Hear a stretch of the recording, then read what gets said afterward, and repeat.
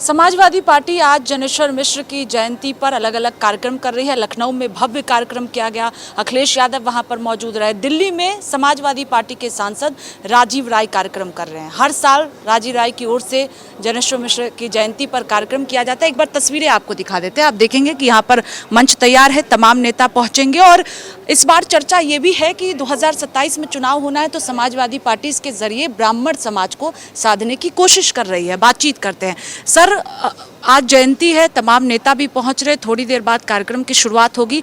लखनऊ में अखिलेश यादव ने कहा है कि पी का मतलब पंडित भी है।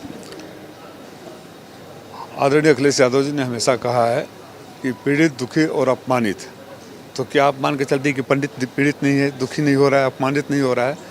और ये जो कार्यक्रम हो रहा है, गुरुजी जब जिंदा थे तब से हो रहा है और हम लोगों ने उनको वचन दिया था जब आप नहीं रहेंगे। एक जयंती मनाना, जन्मदिन मनाना, केक काटना, मिठाई खाना अलग बात है, लेकिन गुरुजी जब तक जिंदा थे तब भी सामयिक विषयों पर चर्चा होती थी, उन्मुक्त चर्चा होती थी। और सिर्फ राजनीतिक ही नहीं, पत्रकार, सामाजिक लोग, लिटरेचर के लोग, सारे लोग आते थे, अपनी बातों को कहते थे, वहाँ से एक मैसेज आता था। आज जो वर्तमान देश की राजनीतिक हालत है, जिसमें हमारे ही बच्चों को, जो देश के भविष्य हैं और गांधी के देश में गांधी के तरीके से अपनी बातों को रख रहे थे, पेपर लीक करना, उनका भविष्य बर्बाद नहीं होना। आप उनके ऊपर पैलेट गन चलाइए, लाठी चलाइए, बहनों बेटियों के कपड़े फाड़वाइए, ये तो अकल्पनीय था हिंदुस्तान में। इसलिए आज हमने ये विषय चुना है और मुझे लगता है इस मंच से जो भी वक्ता बोलेंगे वो बात दूर तक जाएगी और सरकार भी सोचने पर मजबूर होगी। छात्रों के मुद्दे पर आपने विषय रखा है जिस पर चर्चा हो। छात्रों को आपने देख रहे हैं वर्तमान राजनीतिक परिवेश में छात्रों की भूमिका, क्या छात्रों को अपनी आवाज़ उठाने का हक नहीं इस देश में? उनके साथ अन्याय हो तो किसके पास जाएंगे? जिस दिन आकर बात कहे अपनी, उन्होंने पहले पत्र लिखा, जिस दिन बैठे उसी दिन सरकार बुला कर बात कर सकती थी। जो लाठी चार्ज के बाद बुलाकर बात करी, पैलेट गन और कपड़े फड़वाने की जो बर्बरता के बाद बात करी, पहले दिन क्यों नहीं हो सकता था? क्या अहंकार से लोकतंत्र चलेगा? या जो हमारे भविष्य हैं उनके ऊपर आपराधिक मुकदमे कर दोगे, उनके ऊपर लाठियाँ चलाओगे?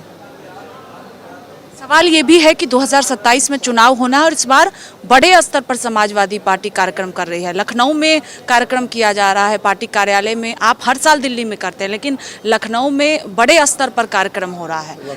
लखनऊ में भी हर साल होता है, क्योंकि चुनाव है इसलिए आप लोगों का स्तर बड़ा दिख रहा है और लोगों में एक उम्मीद दिख रही है। आज लोग कल्पना करते हैं कि जनेश्वर मिश्रा जी होते और जिस तरह से छात्रों पर बर्बरता होता है तो उस बीमारी के शरीर में भी लाठी लेकर सड़कों पर निकल गए होते, वो थे जनेश्वर मिश्रा। आज उनकी कमी हम सबको खल।